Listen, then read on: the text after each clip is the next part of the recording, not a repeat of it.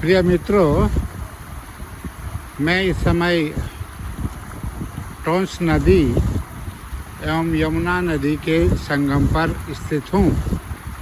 ये जो स्थान है ये विकास नगर और कालसी देहरादून के मध्य में स्थित ये संगम है।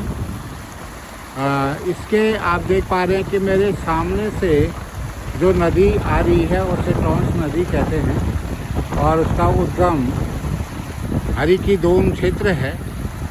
वहाँ पर इसको सुपी नदी के नाम से जाना जाता है। और मेरे दाहिने ओर यमुना नदी प्रवाहित हो रही है, जो कि यमुनोत्री ग्लेशियर से निकलती है और उत्तरकाशी में स्थित है। आप ये भी देख पा रहे हैं कि दोनों नदियों का इस समय जो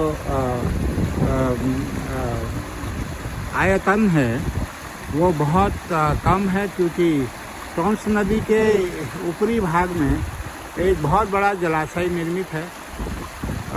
हाइड्रो पावर प्रोजेक्ट वहाँ जलाशय बनाया गया है, जिससे पानी को रोक दिया गया है और इसलिए टोंस नदी का जो जल है वो बहुत कम दिखाई दे रहा है। ठीक उसी तरह से यमुना नदी का जो ऊपरी यमुना नदी है उसमें एक जलाशय और हाइड्रो पावर बनाया गया है और पानी बिल्कुल मृतप्राय नदी हो गई है और इसके दुष्परिणाम हमें देखने को मिल रहे हैं।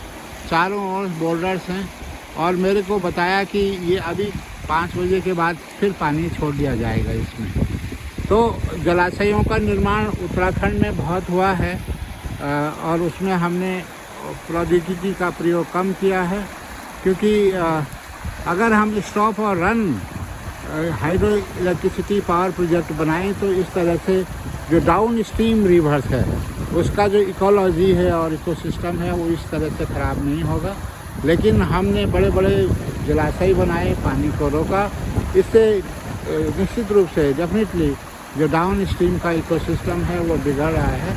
यद्यपि बड़ा ही विहंगम दृश्य है, क्योंकि ये यहाँ से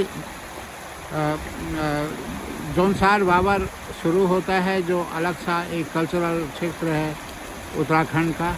और मेरे को आज यहाँ सौभाग्य मिला, मैं कुछ फील्ड स्टडी पे कुछ गाँव की करने को आया था और मैं काफ़ी दूर से पैदल आ रहा हूँ इसको कवर करने के लिए। मेरे को भी ये संगम देखना था और मैं बहुत दूर से यहाँ पे आया हूँ इस समय पैदल, लगभग 2 किलोमीटर। और नदी के किनारे किनारे बहुत ही विहंगम दृश्य है।